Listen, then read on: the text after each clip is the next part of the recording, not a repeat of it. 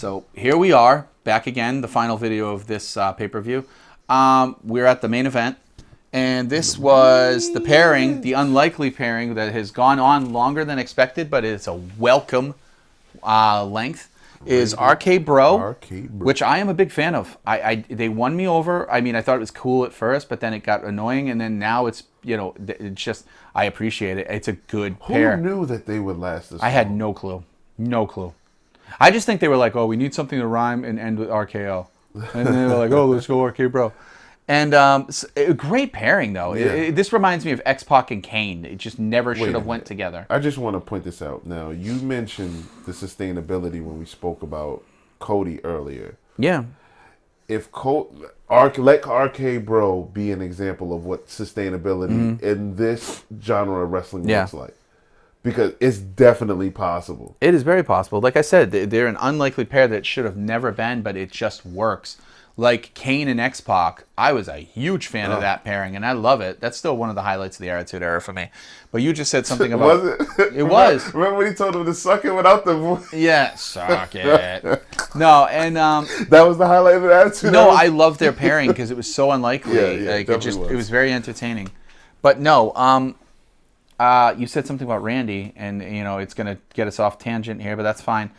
That is probably what I would do if you don't want to shoot Cody into the, you know, the Money in the Bank picture.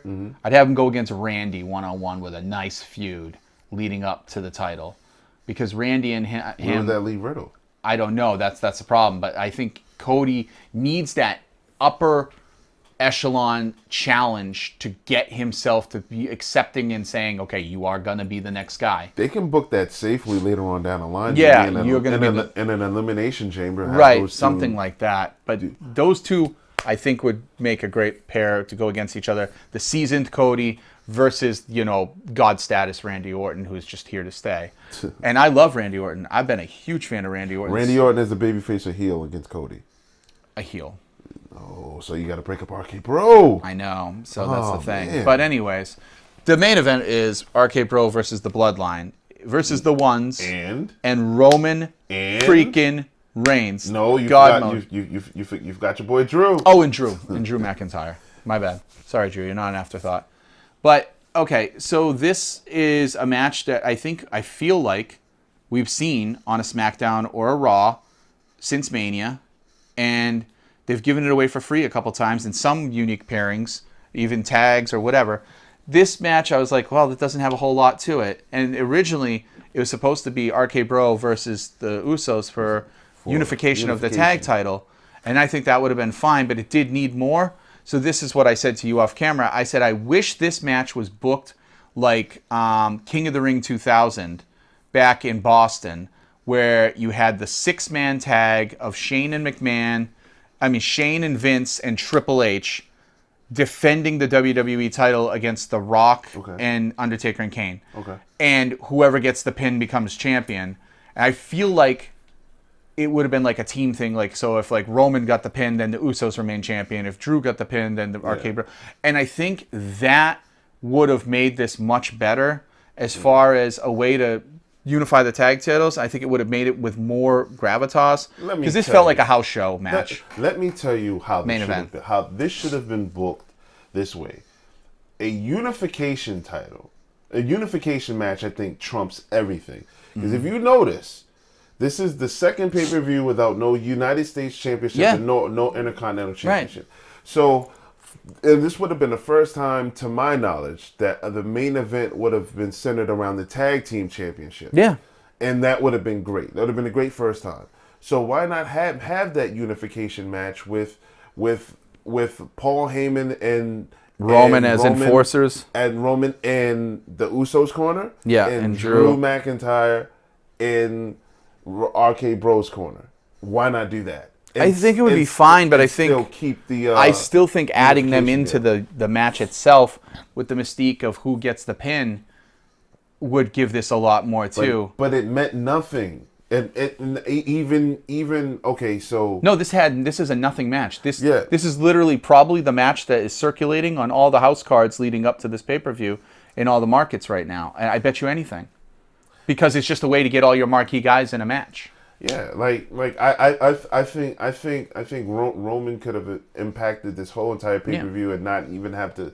I think it's a big misstep to have the titles unified at WrestleMania against Brock Lesnar, and then follow up your next pay-per-view without even defending them. I think it's stupid. It's stupid because it's such a big deal that you did it at Mania. Roman should have defended it here. The following day he said, the following week. The following week. Yeah, he said now we're on to the. I know. Now we're on to getting all the gold. Why in the world? It's lazy. It reminds me of the 2-man power trip. But why would he? Why would they intervene in that? This really, and I think oh man, like the Usos are long overdue for like a real like main event opportunity. This one you can do it here. It's WrestleMania. I think Jey Uso's long overdue for a main event. Jey Uso specifically. No offense. So when the bloodline breaks, and they will break, I think Jey Uso needs to be the one to break away and be the protagonist against them, because I like you, Jimmy, I do, but Jey has that next level. I feel like Jey can do it. I really do. That's because you've seen him. Right, but I still think he could do it. I think he just has it over his brother in that way. And I'm fine with that. But this match, now, all the shit we're talking right now does not affect the match, because I gave it a 3. The match was good. This pairing, these 6 put on bangers. They're good. Yeah. You gave it a 3 as well. Not a bad way to close the show. But wait, ultimately means nothing. In retrospect now, was that match better than Cody and Seth? No, that's why I gave it a 3, and Cody and Seth's a 3.5. But what did I give Cody and Seth? You gave Cody and Seth a 3 as well. Oh yeah, because I didn't see it. So I didn't see the whole thing. Yeah. But I'm asking in comparison. No, Cody and Seth was the match of the night, unequivocally. Yeah. Wasn't WD? Weren't we ranking not SummerSlam, the later pay-per-views in the later half of 2021? Wasn't that the formula where they have the best match on first? Like Becky had a match at the beginning of one of them, and I was like, what are they doing? Kind of here, they did the same thing. But in that pay-per-view where Becky had the best match, the what's it called? The main event was the shits. It was terrible. This was definitely main event status, but again, what hurts it is it ultimately means nothing.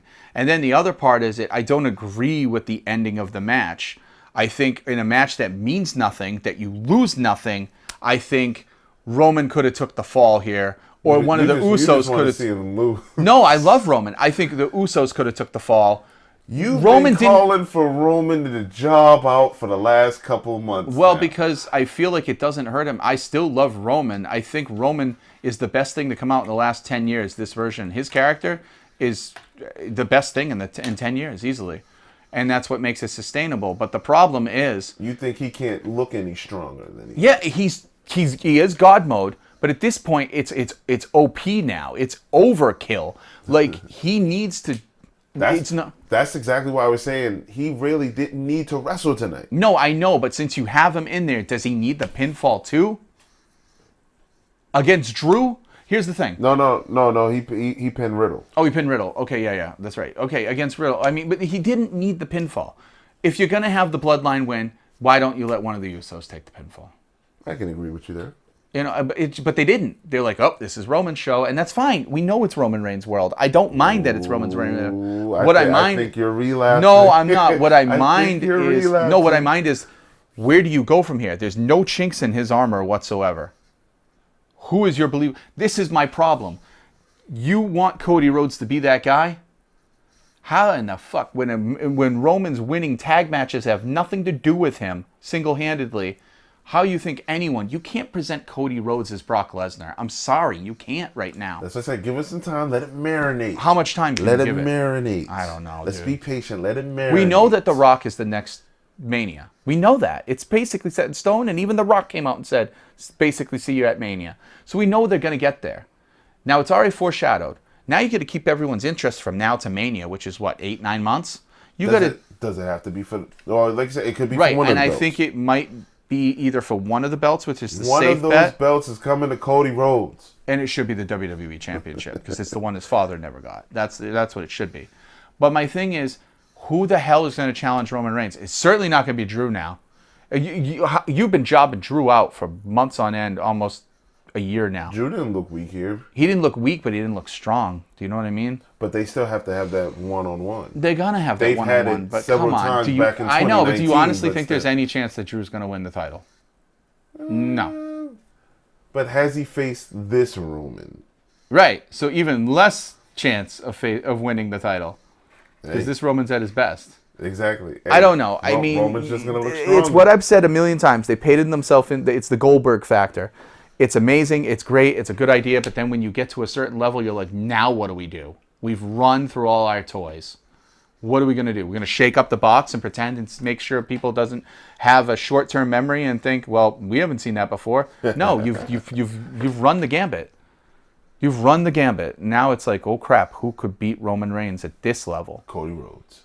And Cody is your best shot because he's a new face and he's hot right now.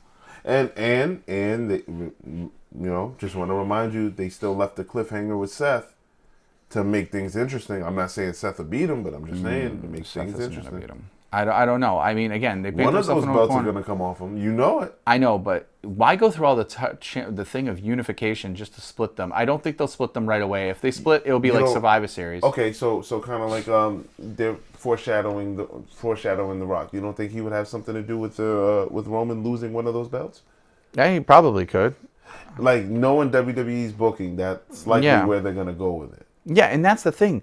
We're forecasting WWE's booking, and then it's funny because we're fickle fans. I swear to God, we're like, oh, we know it's going to happen. It's going to happen, and then when they do the thing that we don't know is going to happen, we go, oh, why did they pick that option? It's so stupid. It should have been the other option because it's hard for us to please. We're annoying. I get it, but at the same time, they need to elevate their game. Like can you name a person on SmackDown or Raw to go against Roman? I can't. Good point. I don't have a freaking clue. I don't even know the roster anymore. So it's nuts. But listen, it wasn't a bad pay-per-view. Right. I thought it was a good pay-per-view overall. When you look at the numbers and you look at just the enjoyment factor, I was fine. I mean, it also took our mind off of things. So, like, I'm not sad that the Usos got the spotlight or whatever, but I just don't think Roman needed the pin. And I'm just hoping that we get more defenses from him. Like, I want the next pay-per-view Roman Reigns is in, he better be defending the titles. He likely will against Drew McIntyre. And that sucks because Drew's not the guy to take him off. And I don't want Drew to take him off. Drew probably likely won't take him off. No, so then, like, yeah, it's tough. Anyways, this has been our rambling thoughts, and we'll catch you on the next one.